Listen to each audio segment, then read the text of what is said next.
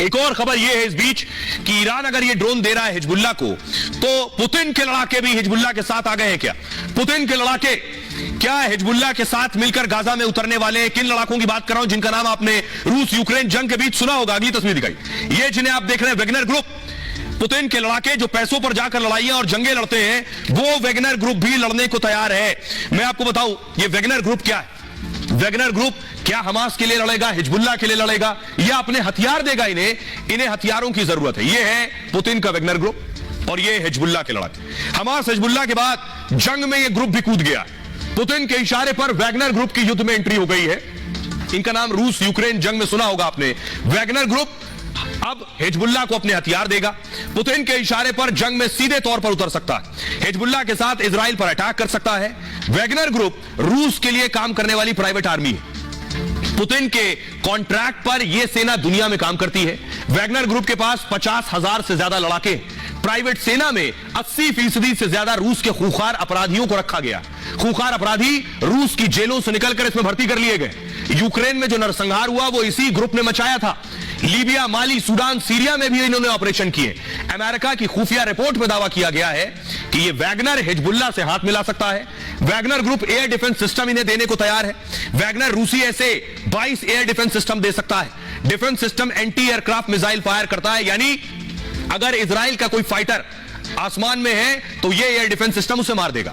हवाई हमले और एयरक्राफ्ट को तबाह करने की ताकत रखता है। ऐसे 22 हाइपरसोनिक मिसाइल भी गिरा सकता है। यह बहुत बड़ी बात है। हाइपरसोनिक की रफ्तार आवाज से 5 गुना तक होती है। फिलहाल वैगनर की हर हरकत पर अमेरिका की नजर है, इसलिए हमारे साथ इस पर बात करने के लिए जुड़ रहे हैं खास मेहमान, क्योंकि हालात जो बन रहे हैं वो बता रहे हैं कि स्थिति और खराब होगी। क्या वो गाजा में खराब होगी या इजराइल के लिए भी नुकसानदेह होगा? लेफ्टिनेंट जनरल संजय कुलकर्णी साहब हमारे साथ जुड़ रहे हैं। सर, सवाल यह है कि आखिर इजराइल अब लड़ेगा कैसे? हिजबुल्लाह के बाद अब वेगनर ग्रुप भी अपने हथियार देने वाला।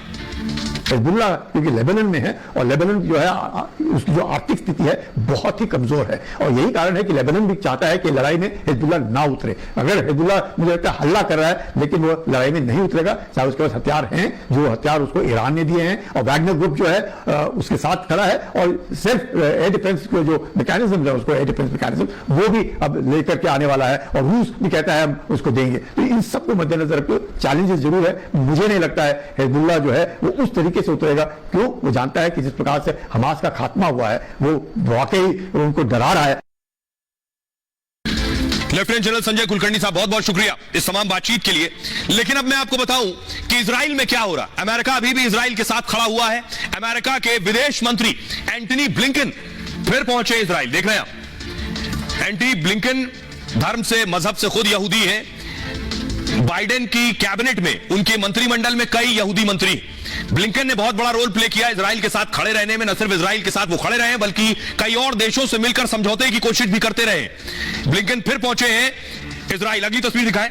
अमेरिका ने अपने MQ-9 ड्रोन उतार दिए। ये जो आप ड्रोन देख रहे हैं, ये MQ-9 ड्रोन इस वक्त गाजा के ऊपर मौजूद है। ये अमेरिकी ड्रोन क्यों घुसे हैं गाजा में, इसके पीछे वजह बताई जा रही है। जो बंधक बनाए गए लोग गाजा में रखे गए उनके बारे में जानकारी जुटाने के लिए, क्योंकि उसमें बहुत से अमेरिकी नागरिक भी हैं। 240 के आसपास बंधक हैं। इस ड्रोन से अमेरिका तलाश कर रहा है कि आखिर बंधक कहां छिपे हुए हैं, कहां उन्हें रखा गया है, हमास के आतंकी कहां छिपे हैं, यह जानकारी जुटा रहा है। अगली तस्वीर आपको दिखाऊंगा। ये जो आप देख रहे हैं, ये जो आतंकी जो वेस्ट बैंक में रहते हैं या उनके समर्थक हैं, उनकी गिरफ्तारी हो रही है। इजराइल की सेना उन्हें गिरफ्तार कर रही है। ये एक वो तस्वीर देख रहे हैं। अब इजराइल और गाजा जंग पर एक आखिरी अपडेट, ये जो मैप आप देख रहे हैं, कल मैंने आपको दिखाया था कि गाजा के अंदर कहां तक घुसी है इजरायली सेना। ये जो नीला हिस्सा आप देख रहे हैं, इजरायली सेना पहले यहां तक थी। ये जो पानी का इलाका है, हिस्सा है, इससे 800 मीटर दूर थी, अब ये भी कवर कर लिया है। यानी ये पूरे हिस्से को ब्लॉक कर दिया। इस पूरे पर आ गई है इजरायली सेना, और इधर इजरायली सेना मौजूद है। ये उत्तर का हिस्सा, ये नीचे से दक्षिण का हिस्सा, पूरे हिस्से को ब्लॉक कर दिया। यानी ये पूरा हिस्सा अब हो गया है इजराइल का। ये दक्षिणी हिस्सा है। इसमें वो शरणार्थी वो लोग हैं जो उत्तर से गए हैं और जो वहां पहले से रह रहे थे। खबरों में आगे बढ़ते हैं। आज की एक और बड़ी खबर है कि जो लोग फिलिस्तीन पर आंसू बहा रहे हैं, हमास पर आंसू बहा रहे हैं, गाजा पर आंसू बहा रहे हैं, वो मुस्लिम देश जिसमें पाकिस्तान भी शामिल है। पाकिस्तान के नेता तो यहां तक कह रहे थे कि हम हमास को परमाणु बम दे देंगे, मुसलमानों के साथ खड़े हैं, खुद को मुसलमानों का ठेकेदार कहते हैं, लेकिन वो अब अफगानी मुसलमानों को मार मार के भगा रहे हैं। फिलिस्तीन पर आंसू और अफगान पर बुलडोजर। तस्वीर दिखाऊंगा तालिबान बहुत नाराज है पाकिस्तान से, क्योंकि अफगानियों को पाकिस्तान मार मार कर भगा रहा है। अगली तस्वीर दिखाई, ये आप देख रहे हैं, बुलडोजर चला रहे हैं अफगानिस्तान के जो लोग, जो शरणार्थी रहते हैं पाकिस्तान में, उनके घरों पर बुलडोजर चला रहा है पाकिस्तान, उन्हें भगा रहा है कि आप देश छोड़कर जाइए वापस। पाकिस्तानी बुलडोजर आप देख रहे हैं जो अफगानिस्तान के लोगों पर चल रहा है।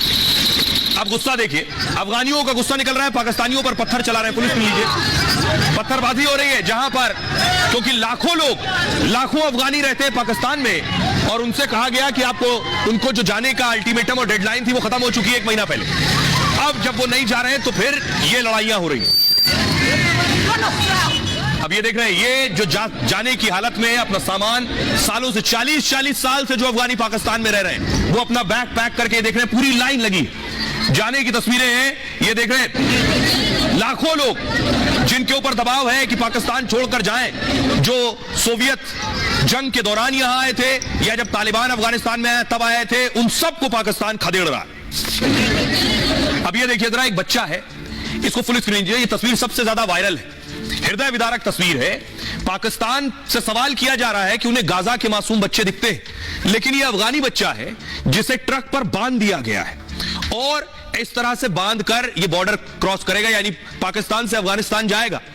अब सवाल यह है कि क्या पाकिस्तान को यह तस्वीर नहीं दिखती है, मुस्लिम देशों को यह तस्वीर नहीं दिखती है जो पाकिस्तान से आ रही है?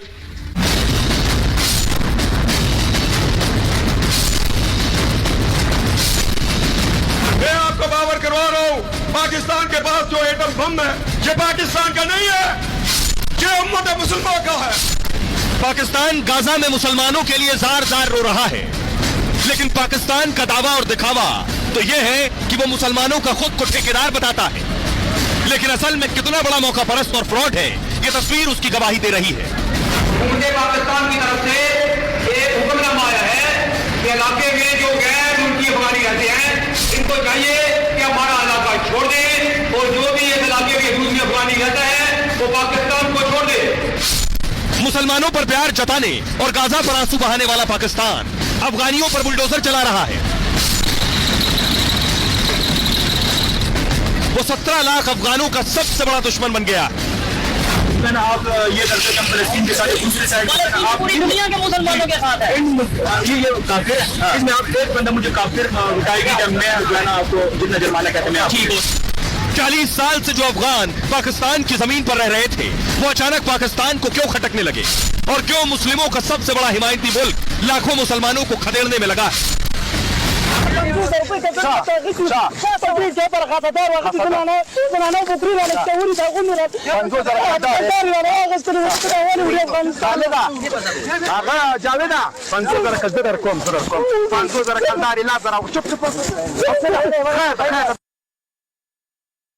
अब आपको बताऊं कि आखिर अफगानियों को क्यों भगा रहा है पाकिस्तान। वजह यह है कि पाकिस्तान में अफगानिस्तान के 17 लाख शरणार्थी रहते हैं, 17 लाख। इन्हें 31 अक्टूबर तक पाकिस्तान छोड़ने का अल्टीमेटम दिया गया था, और डेडलाइन खत्म होते ही पाकिस्तान कड़ा एक्शन लेने लगा। अफगानों के घर गिराए जा रहे हैं, उन्हें हिरासत में लिया जा रहा है, छोटे छोटे बच्चों और महिलाओं को प्रताड़ित किया जा रहा है। वो रो रही हैं, बिलख रही हैं, लेकिन पाकिस्तान को इससे फर्क नहीं पड़ता। वो अफगान लोगों के सालों से बने आशियाने तबाह कर रहा है, मतलब किसी भी तरह से उन्हें पाकिस्तान से भगाया जा रहा है। आपको बताऊं कि इसके पीछे वजह यह है कि शरणार्थियों के नाम पर पाकिस्तान को संयुक्त राष्ट्र से फंड मिलता है, पैसा देता है संयुक्त राष्ट्र, क्योंकि शरणार्थी रह रहे हैं लाखों की संख्या में। अकेले अमेरिका ने उसे $27 करोड़ से ज्यादा दिए, लेकिन यह मदद बंद हुई तो पाकिस्तान अब अफगानियों को निकाल रहा है। मतलब पैसों के लिए अफगान नागरिकों का इस्तेमाल कर रहा था अब तक पाकिस्तान, और यही पाकिस्तान की फितरत है। पाक की दलील यह है कि अफगान शरणार्थियों के रहने से हमले बढ़ गए। साल भर में 25 फिदायनी हमले हुए, जिनमें 15 के पीछे अफगानी लोग हैं। वो आरोप लगाता है कि अफगानों के रहने से तहरीक तालिबान पाकिस्तान फल फूल रहा है, इसलिए अफगान शरणार्थियों को पाकिस्तान से खदेड़ा जा रहा है। पाक के इस कदम के पीछे अफगानों का भारत प्रेम भी हो सकता है। हाल के सालों में अफगानिस्तान के भारत से रिश्ते बेहतर हुए हैं। क्रिकेट से लेकर कूटनीति के पिच पर भारत अफगान करीब आ गए, और क्रिकेट से कारोबार तक में अफगान ने तेजी से विकास किया है, और माना यह जा रहा है कि यह बात भी पाकिस्तान को खटक रही है। इसलिए भी 17 लाख अफगानों को वो पाकिस्तान से निकालने में जुटा हुआ है। और जरा सुनिए, पाकिस्तान के लोगों में अफगानिस्तान के लोगों के लिए कितना जहर भरा है। ये हमास के लिए रो लेते हैं, लेकिन अफगानिस्तान कि वो नागरिक जो 40 साल से रह रहे थे पाकिस्तान में, उनके लिए क्या कह रहे हैं, सुनिए। डेडलाइन को एक्सटेंड कर दिया जाए, लेकिन इसमें ये भेजा जाए। लेकिन भेजा जाए, अच्छा। भेजा जाए, क्योंकि 3 दिहाइयों से हमने इनकी हॉस्पिटलिटी की है। ठीक है, अच्छा। तो